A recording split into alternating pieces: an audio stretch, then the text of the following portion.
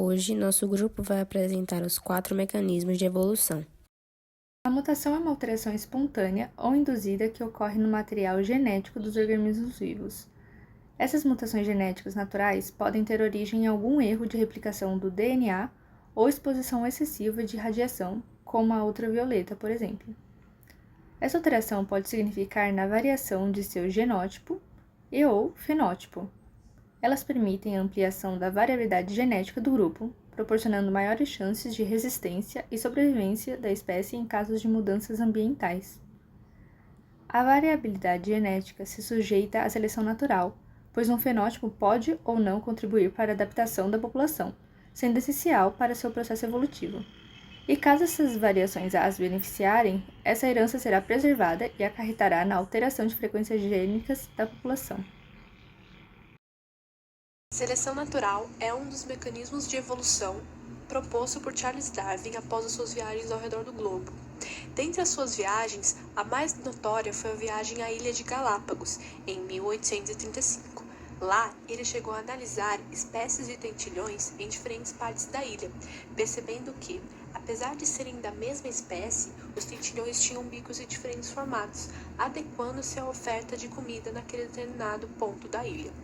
Darwin concluiu então que cada espécie de tentilhão estava bem adaptada para o seu ambiente e a sua função, logo poderiam garantir a sua sobrevivência e perpetuação da espécie. Além do mais, existem 3 tipos de seleção natural.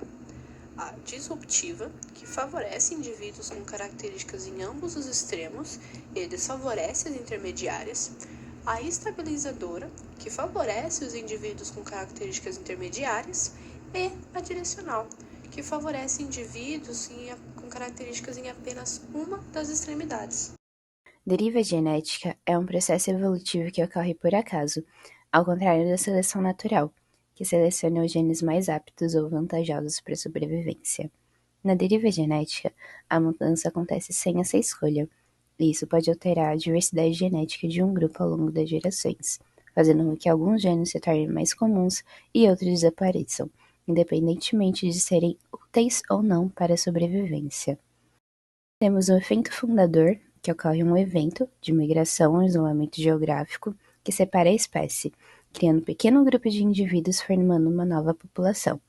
Assim, seus genes acabam predominando nessa nova população, que resulta na diversidade genética menor comparada aos indivíduos do grupo anterior ao evento de separação. Segundo é o efeito de gargalo, quando uma grande população passa por uma crise, restando apenas um pequeno grupo de sobreviventes. Logo, seus genes são os únicos a serem transmitidos para as próximas gerações, reduzindo a diversidade genética. Um exemplo de efeito gargalo é o leão marinho do norte. No início do século XX, sua população era grande, mas a caça intensiva reduziu drasticamente seu número. Com menos indivíduos, a diversidade genética diminuiu, tornando-os mais vulneráveis a doenças e menos adaptáveis a mudanças ambientais. Um exemplo do efeito fundador é a comunidade Amish. No século XVIII, um pequeno grupo de anabatistas imigrou da Europa para os Estados Unidos. Devido ao tamanho reduzido e casamento entre parentes, a diversidade genética era limitada. Como resultado, condições genéticas raras, como distrofia muscular, tornaram-se mais comuns nessa comunidade. Fluxo gênico. De acordo com o site de biologia da USP, também pode ser chamado de migração e se refere a um movimento de genes de uma população para outra. Como, por exemplo, o pólen, que sai de uma flor e voando encontra um novo destino, ou até mesmo pessoas que se mudam de cidade ou de país.